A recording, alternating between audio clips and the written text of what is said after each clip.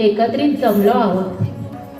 तरी मी उपस्थित सर्व मान्यवर व पालक वर्गाचे सहर्ष स्वागत करते।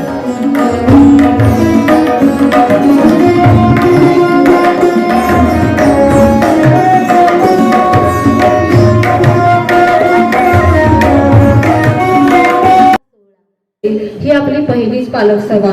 या पालक सभेस उपस्थित सर्व मान्यवर, तुम्ही सर्व पालक वर्ग, शिक्षक, शिक्षकेतर कर्मचारी यांचे मी पुन्हा एकदा मनपूर्वक स्वागत करते। आपल्या सर्वांना माहीतच आहे की कोरोनासारख्या जागतिक महामारीमुळे विद्यार्थ्यांचं बऱ्याच मोठ्या प्रमाणात शैक्षणिक नुकसान झाले आहे आणि हे नुकसान भरून काढत असताना शिक्षक, पालक आणि स्वतः विद्यार्थ्यांनाही भरपूर त्रास होत आहे। असं म्हणतात की विद्यार्थी जे काही ज्ञान प्राप्त करतो ते शिक्षक त्याला जे काही शिकवतात त्यातून, त्याच्या स्वयं अध्ययनातून, त्याच्या आजूबाजूचा परिसर, त्याचे कुटुंब, त्याचा मित्र परिवार आणि त्याला स्वतःला आलेले अनुभव यातून तो शिकत असतो आणि त्यातूनच वाटचाल करत असतो। पालकांची भूमिका अशी असायची की विद्यार्थ्यांना शाळेत नेऊन सोडणे इतपत मर्यादित असायची, पण सध्या पालक आपल्या पाल्याच्या शिक्षणात जातीने लक्ष देत आहेत। अशा वेळेला हे नेमकं पालकत्व निभवायचं कसं हा प्रश्न सगळ्याच पालकांना पडलेला आहे आणि त्याचं उत्तर तुम्हाला आज या पालक सभेत मिळणार आहे। सृजन शक्ती श्रमिक फाउंडेशनचे संस्थापक अध्यक्ष मान्य श्री संजय पाटील सर आपल्याला सुजाण पालकत्व या विषयावर मार्गदर्शन करणार आहेत आणि त्याचा तुम्हाला नक्कीच फायदा होईल असं मला वाटतं। त्यानंतर शिक्षक आणि पालक यांच्यात सुसंवाद होईल, म्हणजे शिक्षकांना पालकांकडून जे काही अपेक्षित आहे ते मांडतील। त्यानंतर पालकांना सुद्धा शिक्षकांकडून किंवा शाळेला काही सुचवायचं असेल तर ते तुम्ही सुचवू शकता। यानंतर आमच्या या शाळेमध्ये वर्षभर शैक्षणिक उपक्रम कार्यक्रम राबवले जातात, त्याविषयी मी थोडं बोलू इच्छिते। आमच्या या शाळेमध्ये चालू शैक्षणिक वर्षी पहिलाच उपक्रम राबवण्यात आला तो म्हणजे नवागतांचे स्वागत। नवागतांचे स्वागत आम्ही फुलांच्या वर्षावामध्ये केले, त्याचबरोबर विद्यार्थ्यांना शालेय वस्तूंचे वाटप केले, खाऊ वाटप केले। त्यावेळेला मुलं खरोखरच खूप आनंदित होते। वर्षी आम्ही आषाढी एकादशी निमित्त दिंडीचा कार्यक्रम आयोजित करतो। यावर्षी देखील दिंडीचा कार्यक्रम आयोजित केला, तो सुद्धा खास ठरला। अक्षरशः दिंडी निघत असताना रस्त्यातून लोकांनी पाठ वगैरे मांडून विठ्ठल रुक्मिणी झालेल्या मुलांची पूजा केली, त्यांना नमस्कार केला। अक्षरशः त्या मुलांमध्ये ते लोक देव शोधत होते, ते पाहून खरोखरच अंगावर शहारे येत होते। गुरुपौर्णिमेचा कार्यक्रम घेण्यात आला। या कार्यक्रमाच्या वेळेला सुद्धा मुलांनी आपल्या आईच्या चरणांचे पूजन केले, शिक्षकांच्या चरणांचे पूजन केले आणि यातून खरोखरच आम्ही भारतीय संस्कृती टिकवून ठेवण्याचा, त्याचा वारसा तसाच पुढे नेण्याचा प्रयत्न केला आहे। येणाऱ्या कार्यक्रमामध्ये आम्ही विद्यार्थ्यांना प्रत्यक्ष अनुभव मिळावा म्हणून विद्यार्थी आठवडी बाजाराचे आयोजन करणार आहोत, ज्यामध्ये विद्यार्थी स्वतः खरेदी विक्री करतील, त्यांना प्रत्यक्ष अध्ययन अनुभव येईल। त्यानंतर डिसेंबर महिन्यामध्ये वार्षिक क्रीडा महोत्सव आयोजित करण्यात येईल, त्यामध्ये वैयक्तिक खेळांबरोबरच सांघिक खेळ, बौद्धिक खेळ यांचा समावेश असेल। शैक्षणिक सहलीचं आयोजन केले जाईल। गेल्या वर्षी आम्ही इयत्ता 4थीची विद्यार्थ्यांची पन्हाळा या ऐतिहासिक ठिकाणी सहल नेली होती आणि कार्यक्रम म्हणजे तुम्हा आम्हा तसेच विद्यार्थ्यांचा खास आवडीचा कार्यक्रम म्हणजे वार्षिक स्नेह संमेलन, ज्यामध्ये आम्ही वेगवेगळ्या नृत्य प्रकारांचा समावेश करतो, नाटक असतं, खूप मोठं हे स्नेह संमेलन घेतलं जातं। आजच्या या कार्यक्रमासाठी लाभलेले प्रमुख पाहुणे सृजन शक्ती श्रमिक फाउंडेशनचे संस्थापक माननीय श्री संजय पाटील सर यांचा परिचय करून देण्यासाठी मी सौ वैदंड मॅडम यांना आमंत्रित करते। आजच्या या पालक सभेच्या निमित्ताने ज्या प्रमुख अतिथींचे मार्गदर्शन आपल्याला लाभणार आहे अशा आदरणीय प्रमुख पाहुण्यांची ओळख करून देण्यासाठी मी या ठिकाणी उभी आहे।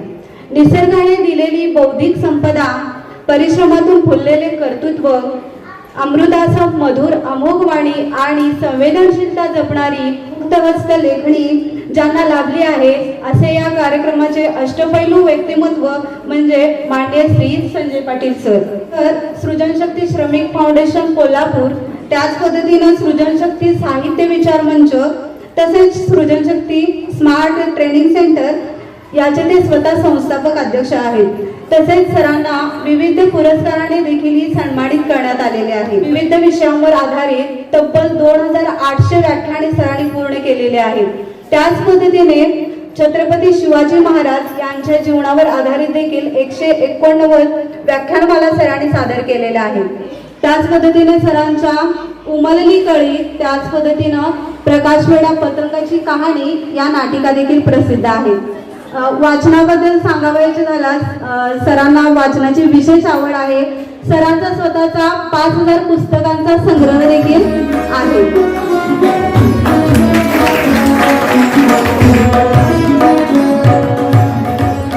आपल्या या शिक्षण प्रसारक मंडळ शिर्डी याचे संस्थापक अध्यक्ष मान्यवर सेक्रेटरी चेअरमन शिर्डी हायस्कूलचे मुख्याध्यापक संकल्प विद्या मंदिरच्या मुख्याध्यापिका माझे मित्र स्वामी सर सर्व उपस्थित शिक्षिका शिक्षकेतर कर्मचारी आणि आपण सर्व पालकवर्ग की शिक्षक हा जो आहे हा शिक्षक हा शाळेचा बॅकबोन असतो कणा असतो. कारण शिक्षकामुळे ते विद्यार्थ्यांची जी जडणघडण जी आहे ती जडणघडण होत असते. शिक्षक 4 प्रकारचे असतात तसे पालकही 4 प्रकारचे असतात. 4 प्रकारचे पालक कसे सांगताना मी सांगितलेलं होतं त्रस्त सुस्त व्यस्त आणि मस्त. त्रस्त म्हणजे नेहमी त्रासलेले असतात, मुलांच्यावर त्रासलेले असतात, नवऱ्यावर त्रासलेले असतात, नवरा बायकोवर त्रासलेला असतो, कुटुंबावर त्रासलेला असतो आणि नेहमी कपाळावर आट्या. म्हणजे जणू काही जगाचं ओझं घेऊन मी वाहतो आहे, जीवनाकडे पाहतो आहे आणि जीवनाची वाटचाल करतो आहे अशा पद्धतीचा एक देखावा त्या लोकांच्याकडे असतो. आणि सुस्त हे असे असतात ते बसल्या जागेवरून उठत नाही, बसूनच ऑर्डर सोडायची कामं ती करत असतात. ह्यांच्यातून जीवनामध्ये फार असं चांगलं घडतं असं नाही, अशा पालकांच्याकडून फारसं मोठं काही घडतं असं नाहीये. आणि व्यस्त फक्त दाखवतात मी किती व्यस्त आहे. म्हणजे फाईल घ्यायचं इकडून त्या ऑफिस पर्यंत जायचं, ऑफिस मधून इथं यायचं, काम केल्याचं काही सासवा काम केल्याचं दाखवतात, काही सोना काम केल्याचं दाखवतात. उगाच बाथरूम मध्ये नेऊन पाणी ओतायचं, बाथरूम मधलं पाणी आणून आतमध्ये ठेवायचं, असं सगळं चाललेलं असतं. सगळं मजाच असते. हे व्यस्त. आणि बाकीचे जे पालक असतात की जे हे नेहमी आनंदी असतात, पॉझिटिव्ह असतात, सकारात्मक असतात आणि जीवनामध्ये मस्त असतात. जे त्रस्त सुस्त व्यस्त आहेत त्यांनी मस्तकडे कशा पद्धतीने वाटचाल करायचं हे थोडस आजच्या या संवाद प्रक्रियेमधून आपण साधायचं आहे. कारण कसं आहे की शिक्षकाकडे 8 तास तो विद्यार्थी असतो, परंतु पालकाकडं 16 तास तो विद्यार्थी असतो. आणि या 16 तासामध्ये जी विद्यार्थ्याची जडणघडण होत असते त्याची प्रतिक्रिया वर्गामध्ये उमटत असतात, समाजामध्ये उमटत असतात, गल्लीमध्ये उमटत असतात, शाळेमध्ये उमटत असतात. आणि त्याच्यामुळं आई वडिलांनी पालक म्हणून जी जबाबदारी असते ती जबाबदारी पेलवताना आपण कसं असलं पाहिजे, त्या विद्यार्थ्यांना नेमकं काय आपण दिलं पाहिजे, तो आत्मविश्वास दिला पाहिजे, तो आत्मसन्मान दिला पाहिजे. एका विचारवंताने म्हटलेला I go the way that providence dictates with the assurance of a sleepwalker. भवितव्यता कौल देईल त्या मार्गाने मी निद्रेत चालणाऱ्या माणसाच्या आत्मविश्वासाने जात असतो. तो आत्मविश्वास आपण त्या मुलांच्याकडे दिलं पाहिजे. आपली पॉझिटिव्हता जी आहे ही मुलांच्या पर्यंत संक्रमण होत गेली पाहिजे. तुमचं जे बॉडी लँग्वेज जी आहे त्याच्यामधून मुलांच्या पर्यंत तुमच्या विचारांचं आदान प्रदान त्या ठिकाणी झालं पाहिजे. बऱ्याच गोष्टी मुलांना सांगावं लागत नाहीत, तुमच्या देहबोलीतून बॉडी लँग्वेज मधून मुलं पटकन बऱ्याच गोष्टी पाहत असतात, स्वीकारत असतात, कॅप्चर करत असतात. आणि म्हणून त्यासाठी आपण पहिल्यांदा व्यवस्थित आहोत का, आपल्याजवळ तो स्मार्टनेसपणा आहे का, आपल्याजवळ त्या मुलांची जडण घडण्याची कुवत चांगल्या पद्धतीनं आहे का, सकारात्मक दृष्टीनं त्या विद्यार्थ्यांच्याकडे आपण पाहतो का, या सगळ्या भूमिका म्हणजे सुजाण पालकत्व आहे. लक्षात घ्या. आपण काय करत असतो, बऱ्याच वेळा पालकांची एक स्वतःची जमात असते. मी जमात हा शब्द वापरतो. पालकांची स्वतःची एक जमात असते. त्याच्यामुळे पालकांची आंधळी जमात असते, त्याच्यामध्ये पालकांची स्वार्थी जमात असते, त्याच्यामध्ये पालकांची निरपेक्ष वृत्तीची जमात असते, त्याच्यामध्ये पालकांचं कंटाळलेले अशा प्रकारची एक जमात असते, त्रासलेलं मराठी म्हटलं त्या पद्धतीनं जमात असते. अशा पालकांची विविध प्रकारच्या जमाती आपल्याला पालकांच्या पाहायला मिळतात. आणि त्यातून आपण बाहेर पडलं पाहिजे, त्या भूमिकेतून आपण बाहेर पडलं पाहिजे. कारण विद्यार्थ्यांच्या समोर आपण त्यांची जडणघडण करत असताना पहिल्यांदा आपण आहोत का तसे, म्हणजे माझ्याजवळ या सगळ्या गोष्टी आहेत का. तुम्ही मुलांच्याकडे सगळ्या मागणी करत असता किंवा मुलगा असं व्हावा तसं व्हावा हे सगळं आपण म्हणत असतो, परंतु ती भूमिका आपण किती निभावत असतो, आपल्याजवळ निर्णय घेण्याची ताकद आहे का, क्षमता आहे का, हे पहिल्यांदा आपण तपासलं पाहिजे. म्हणजे कसं, एक पालक बाहेर जात असताना टेलर कडनं आणलेली त्याची जी पॅन्ट असते ती पॅन्ट अगदी प्रमाणापेक्षा मोठी असते, वीतभर मोठी असते. आणि म्हणून तो जाताना पत्नीला म्हणतो, अगं पॅन्ट एक 3-4 इंच कमी कर. आणि ते ठेवतात असं खुंटीला, निघून जातात. पत्नीला मंदिराकडे जायचं असतं, ती म्हणते आपल्या मुलीला, अगं ते सांगून गेले, तू काय कर 4 इंच त्याची पट्टी कमी कर आणि मी जरा मंदिरला जाऊन येते. मुलगीला पण कॉलेजला जायची गडबड असते, ती आपल्या नणंदेला सांगते, अगं असं असं मी कॉलेजला चाललोय, गडबड बस यायची वेळ झालेली आहे आणि पप्पा सांगून गेले 4 इंच पॅन्टची पट्टी कमी कर. ती नणंद 4 इंच पट्टी कमी करण्यासाठी पॅन्ट घेते, कापते, व्यवस्थित ते शिवून वगैरे खुंटीला अडकवते. मुलगीचं कॉलेज 1-2 तास झाल्यानंतर ती घरी परत येते, तिला खुंटीवर ते पॅन्ट दिसते. मुलगी काय विचार करते, अजून कोणी सुद्धा पॅन्ट पट्टी त्याची कमी केली नाही. ती पॅन्ट घेते, 4 इंच त्याची पट्टी कमी करते आणि परत खुंटीला अडकवते. पत्नी येते मंदिरात, अरे अजून पॅन्टची पट्टी कमी केली नाही, ती घेते 4 इंच पट्टी कमी करते, खुंटीला अडकवते. आणि शेवटी बाहेर गेलेला हा घरातला करता पुरुष पालक येतो, म्हणतो यांचं काही खऱ्याचं नाही, हे सगळे आपापल्या कामात व्यस्त आहेत. पॅन्ट घेतो, 4 इंच पट्टी कमी करतो आणि मग नंतर त्याच्या लक्षात येतं की त्या पॅन्टची चड्डी झाली. हे का झालं, एकमेकांमध्ये समन्वय नसल्यामुळे. त्यांच्यात जर एकमेकांमध्ये समन्वय असतं तर त्या पॅन्टची चड्डीत रूपांतर झाली नसते. आपण मुलाच्या बाबतीत सुद्धा अशाच पद्धतीने काहीतरी करत असतो. प्रत्येक जण त्याला ठोके मारून घडवण्याचा प्रयत्न करत असतो. पहिला बाप, मग आई, मग भाऊ, मग नणंद, मग मुलगी. आणि मग या छोट्या मुलांच्या वर आपण अनेक ओझे टाकण्याचा प्रयत्न करतो की आपल्यात सुसंवाद नसल्यामुळे. आणि म्हणून मुलांची जडणघडण जी आहे, मुलांची जडणघडण करण्यासाठी आपण आपल्या कुटुंबामध्ये पहिल्यांदा सुसंवाद असलं पाहिजे. आणि हे जर सुसंवाद असेल तर निश्चितपणानं आपण त्या मुलांचं व्यक्तिमत्वाची जडणघडण त्या ठिकाणी करण्याला लायक असतो. आणि म्हणून मी मगाशी सांगितलं की वेगवेगळ्या प्रकारचे पालक, आंधळे पालक या अर्थानं की त्या मुलाकडे जाणीवपूर्वक दुर्लक्ष करतात, माहिती असेल सुद्धा.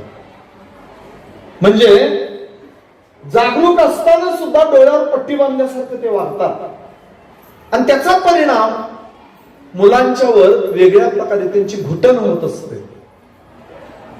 काही वेळा तो मुलगा काहीतरी प्रकार करतो त्याच्याकडे दुर्लक्ष करायचं, त्याला त्याच वेळी सांगायचं नाही की बाबा ही तू चुकीची करतोस गोष्ट.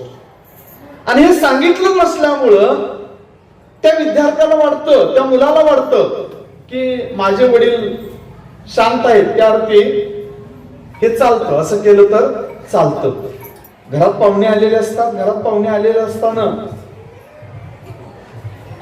तो मुलगा कोणाच्या तरी शेतातून कोथिंबीरची एक पेंडी तो तोडून घेऊन आलेला असतो. आल्या तो बाबाला म्हणतो, पप्पा शेजारच्या शेतातून मी कोथिंबीरची ही जुडी घेऊन आले. आपल्या घरात आई सारखं मागत असते म्हणून घेऊन आले होते. आता खरं म्हणजे त्या शेतकऱ्याला न सांगता स्वतः तो हात घालून ती जुडी कोथिंबीरची पेंडी आणलेला असते. आता पाहुण्यांना कळत नाही, कारण बाप म्हणतो बघा माझ्या पोरानं चोरी केली, परंतु त्याच्याजवळ किती प्रामाणिकपणा आहे, त्यानं खरं काय आहे ते सांगितलं. म्हणजे त्याच्या चोरीकडे दुर्लक्ष केलं आणि त्याच्या प्रामाणिकपणाचं कौतुक केलं. म्हणजे याचा अर्थ काय की मुलाला वाटतं की मी असं चोरी केलं तर बापाला चालतं. सांगायचं तात्पर्य आहे की मुलाच्या प्रत्येक कृतीकडं आपलं लक्ष पाहिजे आणि त्याला कुठं टोकणं गरजेचं आहे तिथं आपण टोकलं पाहिजे. आणि म्हणून या भूमिकेतून, नाहीतर शाळेमध्ये टीचर सांगत असतात प्राणी मात्रावर दया करा. पोरगं रस्त्यानं जात असतं, पावसाळा सुरू आहे आता, आणि मग एक कुत्र्याचं पिल्लू डबक्यात पडलेलं असतं. ते डबक्यात पडलेलं कुत्र्याचं पिल्लू वाचवतो तो, आणि त्याला आनंद होतो आपण कुत्र्याचं पिल्लू वाचवलं. त्याला स्वच्छ पाण्यानं धुतो आणि काखेत मारून घराकडे जातो. दारामध्ये बाप रुद्रावतार घेऊन उभा असतो. हे काय आणलंस तू? घेतो कुत्र्याचं पिल्लू फेकून देतो रस्त्यावर. पोरगं आतमध्ये जातं, मराठीचं पुस्तक काढतं, धडा नंबर 7 पान नंबर 28 प्राणी मात्रावर दया करा. म्हणजे शाळेमध्ये एक आपण शिकवतो आणि घरामध्ये कृती वेगळी घडत असते. आणि म्हणून लक्षात घ्या की जे काही शाळेमध्ये होतं त्याचं जे इम्प्लिमेंट जे आहे ते घरामध्ये होणं गरजेचं असतं. आपणच मुलांना खोटं बोलायला शिकवतो, आपणच मुलाला हिंसक बनवतो, आणि यातून ही आज मुलं जी समाजामध्ये आपल्याला दिसतात, हिंसक कृत्य जी घडतात, याचे जे परिणाम पडसाद जे उमटायला लागलेले आहेत, हे बालपणामध्ये त्याच्यावर झालेले कुसंस्कार आहेत, लक्षात घ्या. आणि म्हणून कार्लाइलचं वचन आपण लक्षात ठेवलं पाहिजे, values are not taught but they are only caught. संस्कार हे केले जात नाहीत, संस्कार हे आपोआप होत असतात आणि ते तुमच्यामधून विद्यार्थी घेत असतात, तुमच्यामधून विद्यार्थी घेत असतात. कारण तुमच्याजवळच निर्णय घेण्याची क्षमता नसते, निर्णय घेण्याची ताकद नसते, आणि त्याच्यामुळं तो मुलगा अगदी लहानपणी आपण ठरवत असतो की तो मुलगा काय बनला पाहिजे, काय झाला पाहिजे, काय व्हायला पाहिजे. आणि आजकाल तर आईच्या पोटात मूल असतानाच ठरवतात मुलगा डॉक्टर झाला पाहिजे, मुलगा इंजिनियर झाला पाहिजे. म्हणजे मुलगा जन्माला येण्या अगोदरच डॉक्टर इंजिनियर होणं हे आईच्या पोटात असतानाच आपण हे ठरवत असतो, हे किती चुकीचं आहे. आणि म्हणून निर्णय जे आहे, निर्णय घेण्याची क्षमता त्या विद्यार्थ्याच्या बाबतीत आपण ठरवलं पाहिजे, म्हणजेच मुलाला सुद्धा भविष्यात निर्णय घेता येतील. तुम्हीच संभ्रम अवस्थेमध्ये आहात, तुम्हालाच नेमकं काय निर्णय घ्यायचा आहे हे तुमच्यामध्ये ठरत नाहीये. आणि मुलाला आपण सांगतो की तो हे झालं पाहिजे, ते झालं पाहिजे. त्याची बौद्धिक कुवत आहे का, त्याची बौद्धिक क्षमता आहे का, तो तेवढ्या तोलामोलाचा आहे का, हे आपण पहिल्यांदा बघितलं पाहिजे. ह्या सगळ्या गोष्टी, शारीरिक मानसिक ठेवण जे आहे, ह्या सगळ्या गोष्टी आपण पाहिलं पाहिजे, विचारात घेतलं पाहिजे. त्याच वेळी तो मुलगा काय होईल काय नाही हे आपण ठरवू शकतो. कारण मुलंही नेहमी स्मार्ट असतात, लक्षात घ्या, अत्यंत हुशार असतात, परंतु त्यांना दिशा देणं हे सगळ्यात महत्वाचं असतं. आणि ते जर आपण नाही देऊ शकलो, नाहीतर मग कडक बाप, कडक जमात, मगाशी मी म्हटलो अनेक जमातीचे पालक असतात, त्यातला एक कडक जमातीतला बाप, तो काय करत असतो, सगळ्या कुटुंबाला शिस्त लावण्याचा प्रयत्न करत असतो. सगळ्यांच्या मुंडक्यावर बसून तो काम करून घेत असतो. आणि मग अशा वेळी मग तो भले निवृत्त झाला आणि मग बाहेरून तो आतमध्ये घरात येण्याचा प्रयत्न करतोय. घरात ज्यावेळी येत असतो हळूच ते पोरग बसलेले आहेत, अगदी मोठमोठ्यानं सगळे खिदळत असतात, हसत असतात, सुना नातवंड सगळ्यांची मजा चालू असते, कारण घरात तो बाप नसतो. आणि मग जो मुलगा बघतो तो काय म्हणतो, ए हिटलर आला रे, हिटलर आला.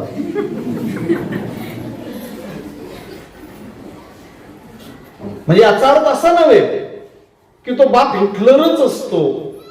त्याचंही मुलाबाळांच्यावर प्रेम असतं, त्या मुलं म्हणणारी जे असतात त्यांचंही आई वडिलांच्यावर प्रेम असतं, परंतु त्या शिस्तीच्या नावाखाली जो वरवंट आपण फिरवत असतो त्यातून हिटलरची पैदास त्या ठिकाणी होत असते. आणि म्हणून आणि मला हेच सांगायचं आहे, हिटलर हा जन्माला कसा आला,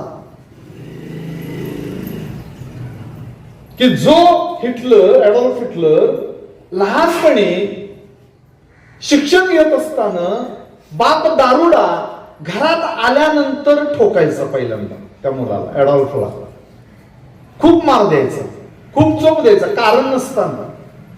आणि त्याच्यामध्ये ती हिंसकता जी आहे ती हिंसकता त्या ऍडॉल्फच्या मनामध्ये रुजत गेली आणि त्याचं राग त्यानं संपूर्ण जगावर काढलं आणि दुसऱ्या महायुद्धाचं गंडांतर संपूर्ण जगावर आणलं त्यानं.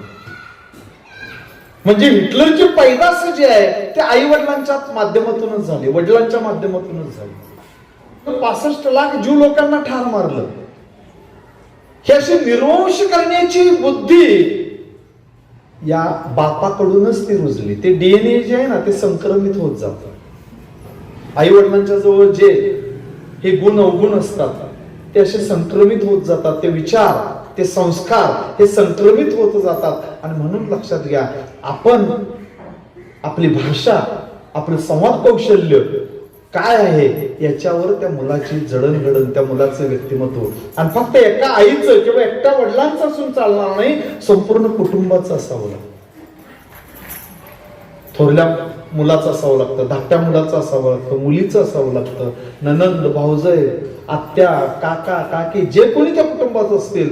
आणि एकत्र कुटुंबामध्ये तर मोठं कुटुंब असेल तर मग विचारायचं कामच नाही. त्या मुलाचं मानसिकता ही खुंटत जाते. आणि म्हणून मुलाच्या मानसिकतेचा विकास जर आपल्याला करायचा असेल तर त्यासाठी पहिल्यांदा आमच्याजवळ संवाद कौशल्य पाहिजे, आमच्याजवळ संयम पाहिजे, आमच्याजवळ त्याग वृत्ती पाहिजे, दान वृत्ती पाहिजे. तरच त्या ठिकाणी तो विद्यार्थी घडत जातो. त्या मुलाची जडणघडण, त्याची मानसिकता जी आहे ती मानसिकता मोठी त्या ठिकाणी बनते. रवी नावाचा 9 वर्षाचा मुलगा ज्यावेळी सुंदरशी कविता लिहितो आणि आपल्या आईला नेऊन ती कविता देतो, आई ती सुंदरशी कविता वाचते आणि आपला रवी एवढ्या छान कविता लिहितो हे बघितल्यानंतर आई कन्वर्टीतून 100 रुपयाची नोट काढून त्या रवीला देते. आणि मग तो रवी दुकानामध्ये जाऊन, त्या काळामध्ये 125 वर्षापूर्वी त्या 100 रुपये 100 वर पुस्तकं येत होती. आणि त्यानं 100 कवितेची पुस्तकं आणून इंग्रजीमधले ते सगळे वाचले. आणि हाच रवी पुढे रवींद्रनाथ टागोर झाला, गीतांजली सारखं महाकाव्य लिहिलं आणि जागतिक स्तरावरचा नोबेल पुरस्कार मिळवला. आईने केलेलं कौतुक, आईनं 100 रुपयाची नोट देऊन त्या मुलाचं कौतुक केलं आणि त्या मुलानं सुंदरशा कविता गीतांजलीच्या माध्यमातून जगाला दिलं. की म्हणजे रवीचा रवींद्रनाथ टागोर बनण्यासाठी त्या आईचं तेवढं एक उत्स्फूर्तपणा दिलेली 100 रुपयाची नोट हे त्याची मानसिकता घडवत गेली. जगदीश नावाचा मुलगा निसर्ग हिरवागार सुंदर दऱ्याखोऱ्यांचा तो प्रदेश आणि आपल्या बापाला उद्देशून म्हणतो की पप्पा ही रोप हिरवी का आहेत, निसर्ग हिरवा का आहे. आजच्या बापाला असा प्रश्न विचारल्यावर पहिला कानाखाली नाही तर विचारतोस. परंतु तो जगदीशचा बाप जगदीशला उद्देशून म्हणतो, बाळ रोप हिरवी का आहेत याचं उत्तर मला देता येणार नाही, सांगता येणार नाही, परंतु मी एक निश्चित सांगतो की भविष्यात तूच याचा शोध आणि संशोधन करशील आणि रोप हिरवी का आहेत याचा शोध लावशील. आणि तोच जगदीश पुढे जगदीशचंद्र बोस बनला, वनस्पती शास्त्रज्ञ बनला आणि वनस्पतीमध्ये सजीवता असते हे त्यानं जगाला सांगितलं. जगदीशचंद्र बोस त्या बापानं निर्माण केलं, कुठल्या शाळेनं नाही. रवीचा रवींद्रनाथ टागोर त्या आईनं केलं, कुठल्या शाळेनं नाही. कुठल्याही शाळेत न गेलेले हे विद्यार्थी आहेत, लक्षात घ्या. आणि तोच रवींद्रनाथ टागोर शांतिनिकेतन विद्यापीठ स्थापन करतो, विश्वभारती विद्यापीठ स्थापन करतो, शांतिनिकेतन सारखं सुंदरशी शाळा निर्माण करतो. त्या शाळेमध्ये इंदिरा गांधी सारखी, अमर्त्य सेन सारखी मुलं जन्माला आले आणि आज त्यांनी देशाला मोठं योगदान त्या ठिकाणी देतात. हे जे घडवणं जे आहे ते अशा शाळेमधून, अशा कुटुंबामधून होत असतं आणि ते आपण त्या ठिकाणी केलं पाहिजे. आणि म्हणून आपलं कुटुंब पहिल्यांदा व्यवस्थित आहे का, आपली मानसिकता व्यवस्थित आहे का, हे आपण त्या ठिकाणी बघितलं पाहिजे. आणि त्या मुलांची जडणघडण जी आहे ती त्या पद्धतीने केली पाहिजे. शिक्षक तर करतात, 100% करतात. मला शिक्षकांच्या बद्दल आता फारसं बोलायचं नाही आहे, कारण त्यांचं व्यक्तिमत्व जे आहे ते जडणघडण करण्यासाठीच आहे. आणि म्हणून या शिक्षकांच्या बाबतीत बोलत असताना, विद्यार्थ्यांच्या बाबतीत बोलत असताना, teacher is he whose attention is welded to his purpose, बाबा त्यांनी म्हटलेला आहे. तो शिक्षक जो आपल्या ध्येयाशी एकरूप झालेला असतो, असे हे शिक्षक आहेत संकल्पचे या शिवली हायस्कूलचे. कारण मी स्वामी सरांचं पाहतो, यादव मॅडमांचं पाहतो, इथं असणाऱ्या शिक्षकांचं मी अनेक गोष्टी ऑब्झर्वेशन मी करतो. मगाशी मी सांगताना राहून गेलं की मॅडम तुम्ही जे ते फाईल करून दिलेला आहात, शिक्षक प्रशिक्षण कार्यशाळेचा अहवाल तयार करून दिलेत, 72 शिक्षकांनी अहवाल केलेत. त्या सगळ्या अहवालामध्ये टॉपमोस्ट अहवाल यांनी तयार केलेला आहे. एवढं सुंदर सजावट त्या अहवालाची आणि सगळं हाताने लिहिलेलं आहे. त्या मॅडमांचं नाव काय आहेत काय? मॅडमांचं सगळ्यांनी टाळ्यावरून कौतुक करा. खूप सुंदर मॅडम, म्हणजे तुमचं किती कौतुक करावं ते थोडं आहे. एवढं सुंदर अहवाल तयार केलेला आहे, एवढी भाषा त्यातली समृद्ध आहे, एवढं अक्षर सुंदर आहेत वायदंडे मॅडम की प्रश्नच नाही. बाकीचे 71 जे अहवाल आहेत ते सगळे त्याच्या पुढे फिका आहेत. आणि मी आता सांगून ठेवतो, तुमच्या अहवालाचा 1 नंबर आहे, लक्षात घ्या. लवकरच बक्षीस समारंभाला तुम्हाला बोलवेन मी, या आणि ते स्वीकारा. आणि हे कर्तृत्व हे शिक्षणाचं आहे, लक्षात घ्या. आणि मग एवढे हस्ताक्षरामध्ये, चित्रकलेमध्ये, भाषा समृद्धीमध्ये एवढे चांगले जर शिक्षक इथं असतील तर मुलांची जडणघडण काय होत असेल हे तुम्ही विचार करा. आणि म्हणून पालकांची काय भूमिका आहे हे तुम्ही त्या ठिकाणी चिंतनशील व्हा. आणि म्हणून मी मगाशी म्हटलं, कारण विद्यार्थी कसे आहेत, student is he who rides the whirlwind and directs the storms. विद्यार्थी कसे असतात, तुफान असतात विद्यार्थी. वादळ असतं आणि त्याला दिशा देण्याचा प्रयत्न हे सगळे हा स्टाफ त्या ठिकाणी करतो.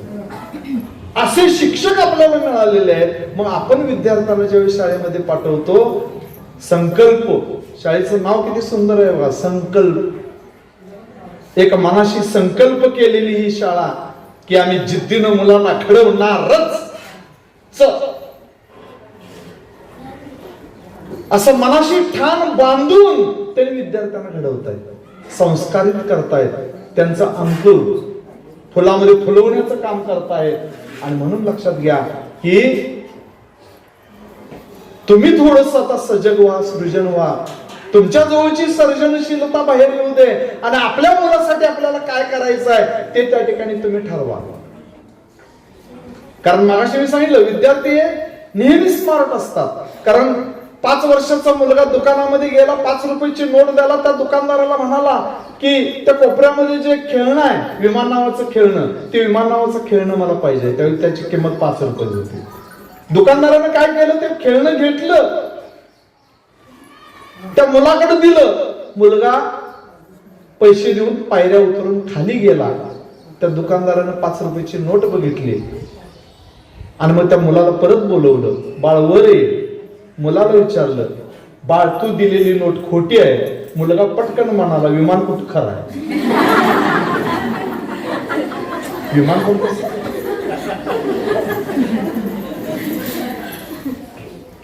सांगायचं तात्पर्य आहे की मुलं एवढी स्मार्ट आहेत. ते चांगले संवाद साधू शकतात, बोलू शकतात, प्रसंगावधान राहून ते वागू शकतात. म्हणजे आजोबा नातवाला घेऊन चालले होते रस्त्यावर आणि असेच यादव टीचर आहेत अशा पद्धतीनं समोरून टीचर येत होते. आणि मग आजोबा त्या नातवाला म्हणाले, बाळ तुझे टीचर यायला लागले, झाकून बस. 3 दिवस झाले तू शाळेला गेला नाहीस, झाकून बस. नातू म्हणतो, मी का झाकून बसू? मी नाही झाकून बसणार, तुम्ही झाकून बसा. आजोबा म्हणतात, अरे मी का झाकून बसू? शाळा तू 3 दिवस तू चुकवलायस. त्यावेळी तो आजोबांना उद्देशून म्हणतो की मी त्या टीचरांना सांगितलं होतं 3 दिवसापूर्वी, माझे आजोबा तिकीट काढून वर गेले. एवढे आजचे विद्यार्थी स्मार्ट आहेत, प्रमाणापेक्षा जास्त. अशा विद्यार्थ्यांना जर आपल्याला घडवायचं असेल तर आपण कोणत्या प्रकारची दिशा त्या विद्यार्थ्यांना दिली पाहिजे. म्हणून मी मगाशी सांगितलो, विद्यार्थी म्हणजे तुफान आहेत, विद्यार्थी म्हणजे वादळ आहेत. त्यांची आयाळ व्यवस्थित धरून आपण त्यांना दिशा देण्याचा प्रयत्न केला पाहिजे. म्हणजे मुलगा आई बरोबर दुकानात जातो, आई लांब लचक एवढी मोठी लिस्ट त्या दुकानदाराला देते आणि मग ते यादीप्रमाणे सगळं द्या काढून. आणि मग मुलगा एकटक चॉकलेटची बरणी असते, त्या चॉकलेटच्या बरणीकडे असं ढुशा म्हशीसारखं बघत असतो. मग तो दुकानदार काय म्हणतो, अरे बाळ त्या बरणीचं झाकण काढ आणि तुला चॉकलेट पाहिजे ना, घे ना तू. मुलगा काय म्हणतो, नाही. दुकानदाराला अभिमान वाटतो, आईला अभिमान वाटतो, पोरग किती संस्कारशील आहे, एवढं दुकानदार काका चॉकलेट घे म्हणतो तरीही मुलगा घेत नाही. आईला कौतुक वाटतं मुलाचं. आणखी थोडा वेळ जातो, यादी एक एक पिशवी तो दुकानदार भरत असतो आणि सहज मुलाकडे लक्ष जातं, पोरग ते चॉकलेट कडेच बघत असत. अरे बाळ घे ना, तुला चॉकलेट पाहिजे ना, झाकण काढ आणि चॉकलेट घे. मुलगा काय घेत नाही. आणि मग शेवटी सगळं ते साहित्य गोळा करून पिशवीमध्ये भरून आईकडे देतो. आई बिल देते आणि मग आई आणि मुलगा पायऱ्या उतरून खाली जात असतात. दुकानदार बोलवतो त्या मुलाला, बाळ इकडे. तो काय करतो, आपल्या मुठीनं बरणीमध्ये हात घालून दुकानदार काका चॉकलेट त्याच्या खिशामध्ये भरतो. मुलगाला आनंद होतो. तो खिसे भरून आई बरोबर जायला लागतो. आईला कौतुक वाटतं, पोरग किती आपलं संस्कारित आहे. एवढं दुकानदार काका घे घे घे, बरणीचं झाकण काढ, चॉकलेट घे, तुझ्या हाताने घे, एवढं सांगितल्यावर सुद्धा तो घेतला नाही. आणि दुकानदार काकानं दिल्यावरच त्यानं घेतलं. शाबाश बेटा, खरोखरच तुझं कौतुक आहे. तसं काय नाही आई, आई तसं काही नाही. हवं मी जर बरणीत हात घातलो असतो तर माझे हात किती छोटे, दुकानदार काकाचे हात किती मोठे, म्हणून माझा खिसा भरला. एवढे स्मार्ट विद्यार्थी आहेत. परंतु अशा विद्यार्थ्यांना योग्य पद्धतीनं आपण दिशा त्या ठिकाणी दिलं पाहिजे, त्या भूमिकेतून आपण गेलं पाहिजे. आणि म्हणून आपण जे तणावग्रस्त पालक, संभ्रमावस्थेमधले पालक, आळशी पालक, मुलांना म्हणायचं उठ शाळा, ह्यांनी 9 पर्यंत झोपलेले. आता आई वडीलच 9 पर्यंत झोपलेले, ते पोरग काय करणार हो? कारण त्याला आवरावरी करायचंय, खायचं असतंय, शाळेला जायचं असतंय.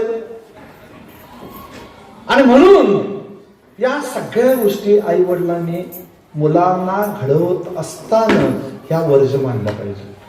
यातून आपण बाहेर पडले पाहिजे. आणि हे जर तुम्ही केला तरच तो विद्यार्थी चांगल्या प्रकारे घडू शकतो, संस्कारशील होऊ शकतो.